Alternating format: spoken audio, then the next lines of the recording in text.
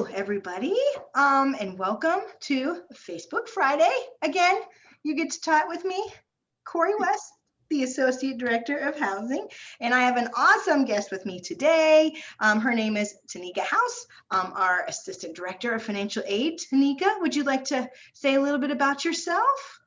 Absolutely, and thanks for having me, Korey. Again, my name is Tanika House. I am one of the Assistant Directors of Financial Aid. I started in financial aid way back when, before you guys probably were born, but I'm going to say about almost 17 years ago. And, I just enjoyed working for the Office of Financial Aid. I majored in human resources with no intentions on working in financial aid, but I started out as a student staff member.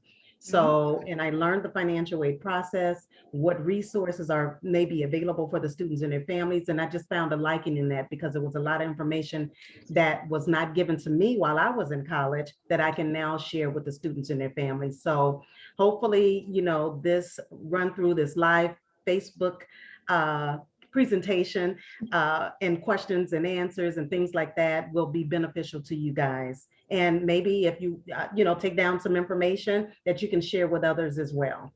Perfect. Thank Oh, you. well, Tanika, you're not alone. I was an elementary education major. Oh, Yeah, I was going to teach little second graders, and now here I am and here, in there you housing. go. It doesn't it all just work out? Right? It sure does. Hooray for campus jobs and Yeah. leading us to our destiny. Absolutely. And let me put a word out there because our office is always hiring. So if you are, a student, incoming student, prospective student, inquire about that with me. Let me know if you guys are looking for employment on campus. That's right. You can live with us and work with Tanika. That's Best of both worlds. the best of both worlds. I love it. Okay, well, I better get to Scott's stuff that he told us we had to do instead of just hanging out. Okay, sounds good. Well, Tanika, thank you so much. I know a lot of students are hesitant, as I was as well, right? When you go into college and figuring out how you're going to pay for this awesome experience, you really want to go, but there's a lot of questions. So I do have a couple for you. And Sure. then if anybody who is watching would like to just put any in the chat, I'll make sure that Tanika gets to those as well before we end. And if she doesn't, I'll make sure to post her answers for us in Facebook. So Tanika, if you could you give us an overview of financial aid and how that might be helpful for people to get started? So for someone coming in fresh to PNW, what would you want them to know about financial aid?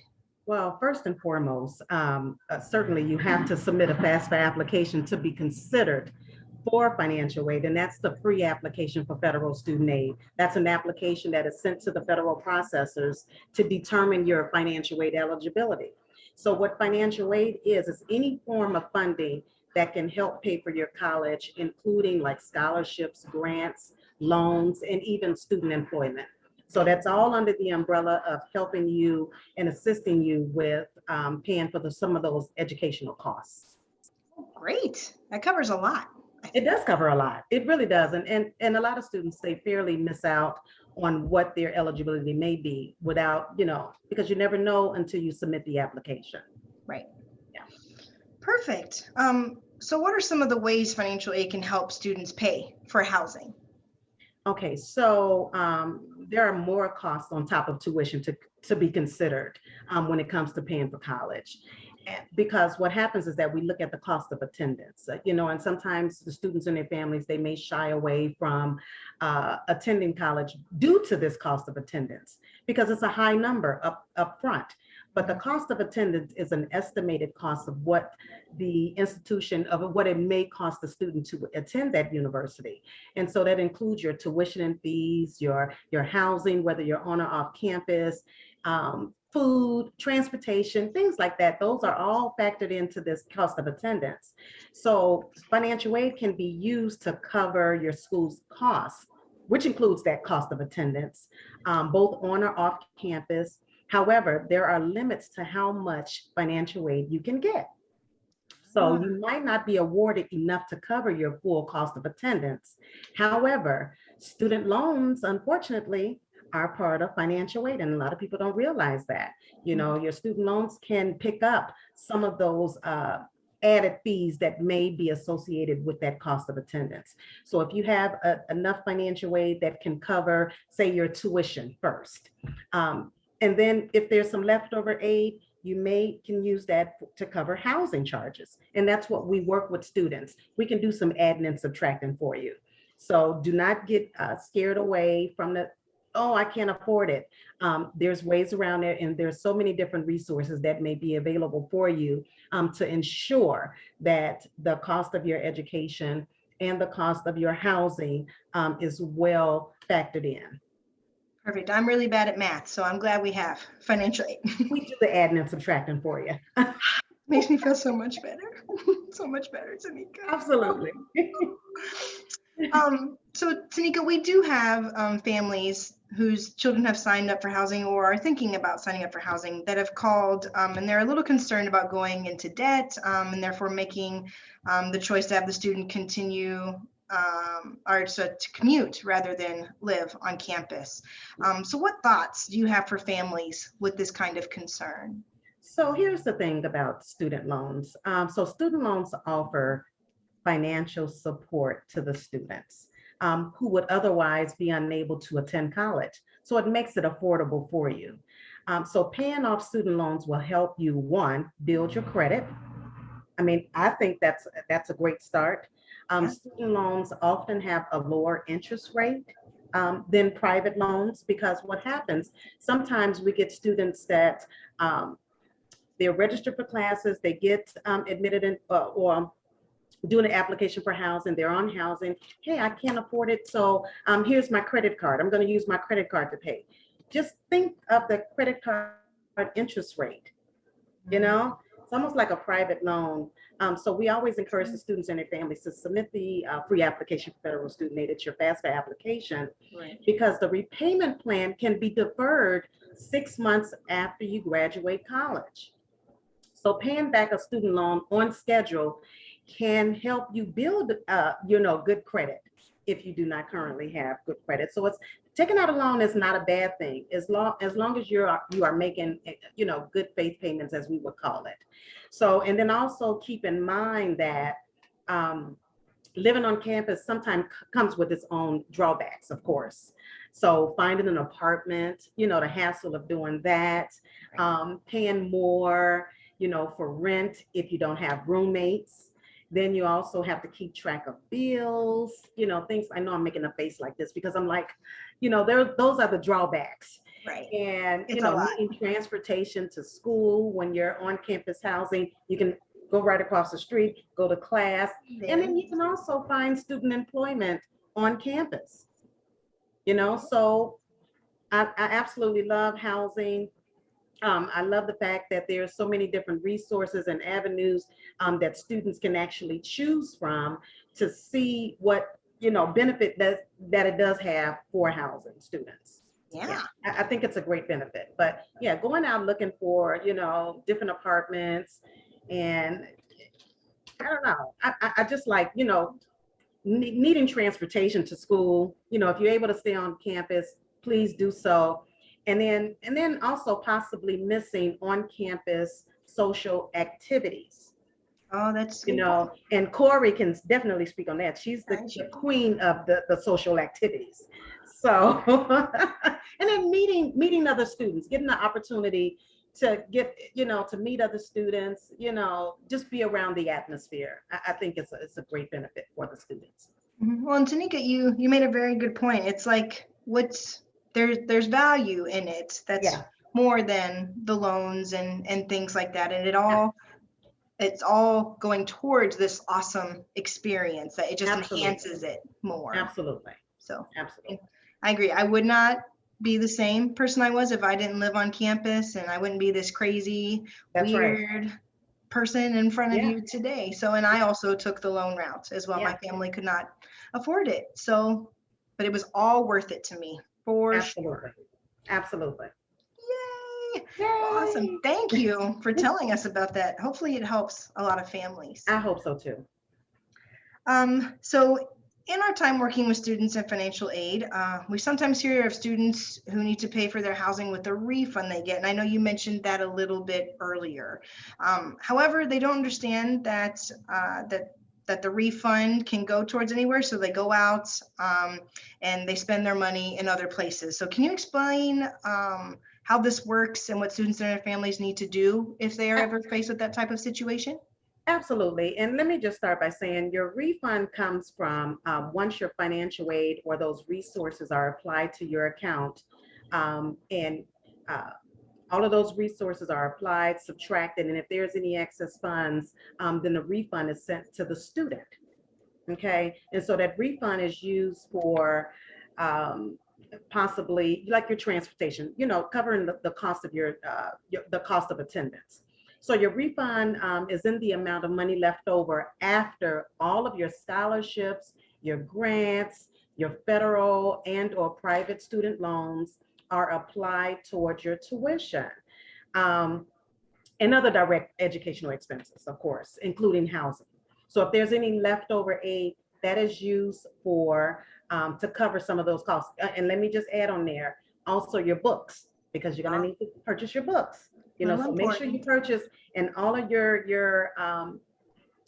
anything that's on your account that needs attention to, make sure those fees have been covered before you actually go out on a spending frenzy, as I can say. Get that new laptop. That's right. So make sure you check your My PNW portal.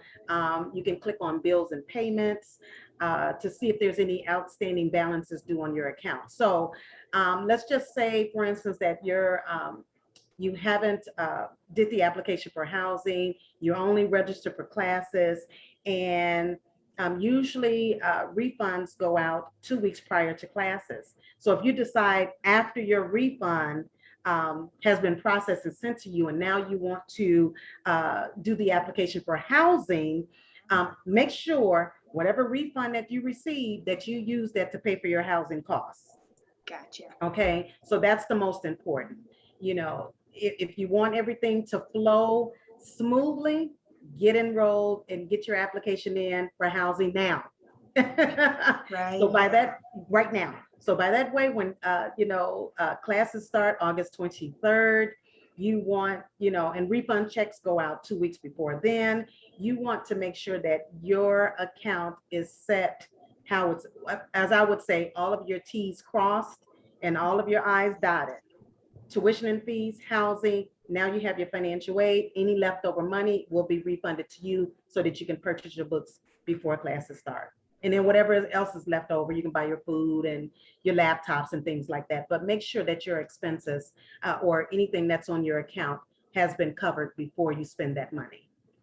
Very, very wise. I only got a refund once in undergrad, and boom, it was gone. I was like, ooh, pizza night. Right.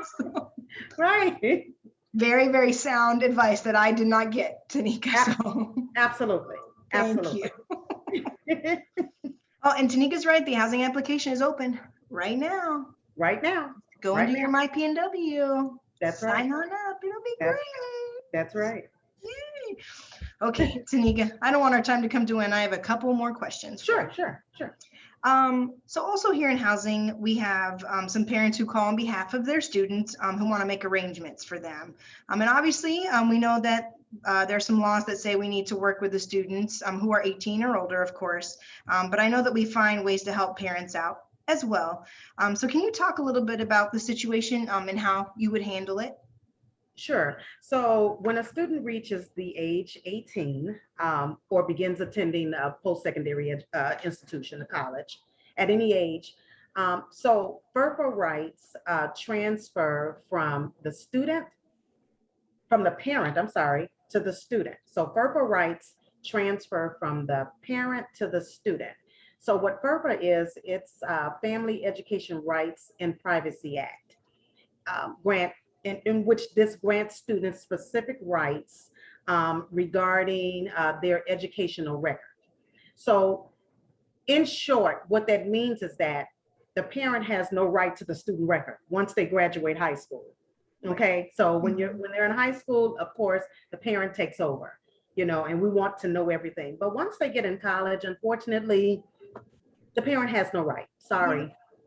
So, it's actually designed to protect the privacy of the student's educational record and personally identifiable information. So students may assign the parent proxy access.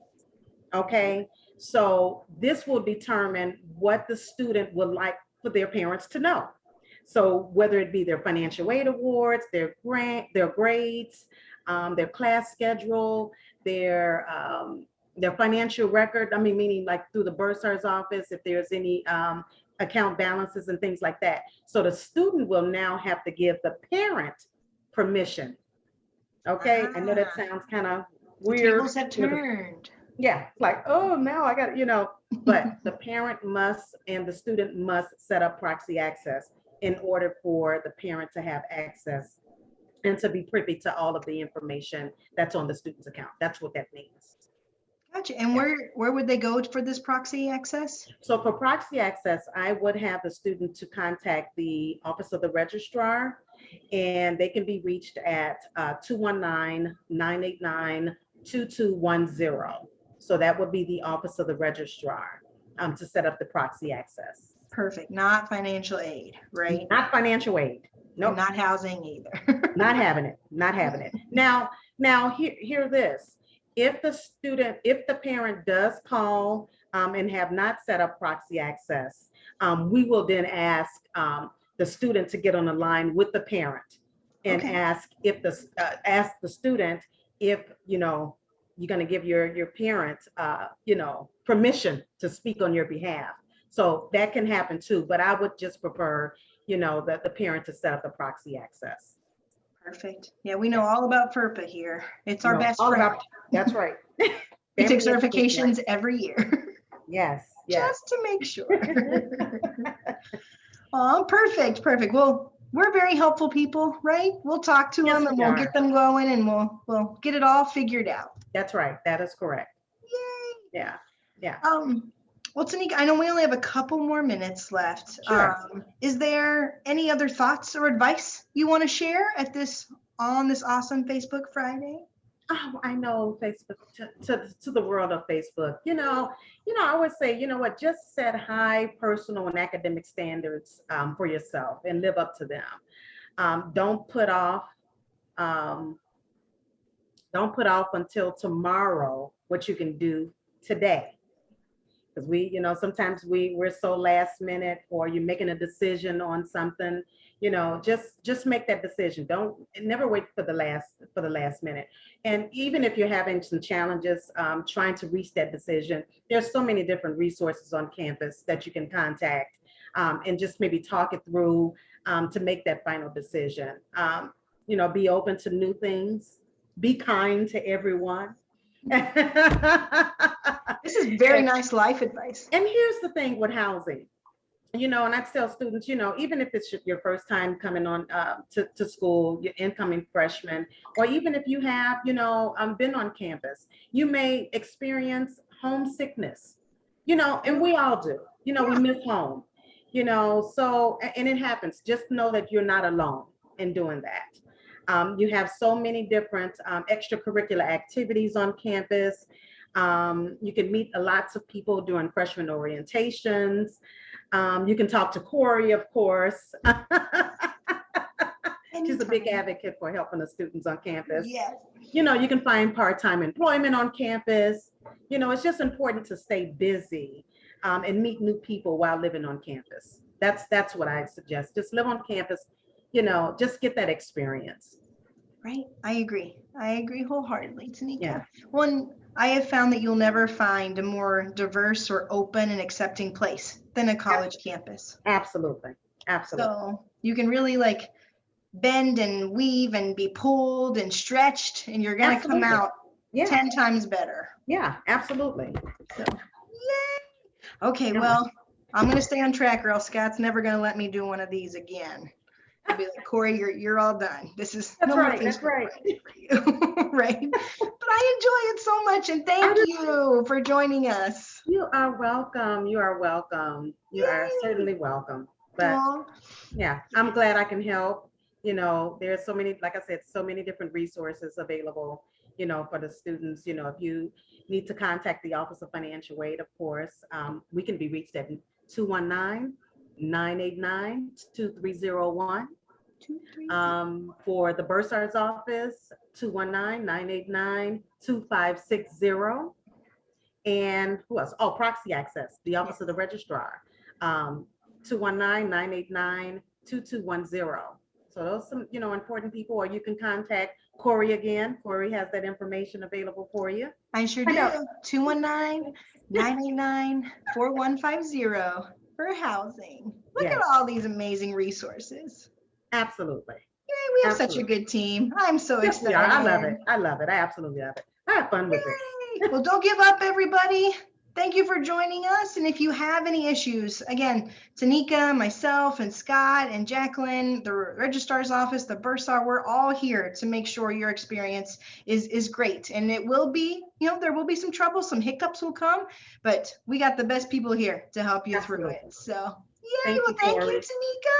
Thank you. Thank you, Thank you for everybody. having me. I appreciate it. Anytime. I'll Scott if you can come back. Let me know if there's any questions out there for me. Yes, we'll do. We'll put them in the chat as soon as we're all done. Okay. So, Sounds good. yay, Thank thanks you. everybody. Thank you. Bye-bye.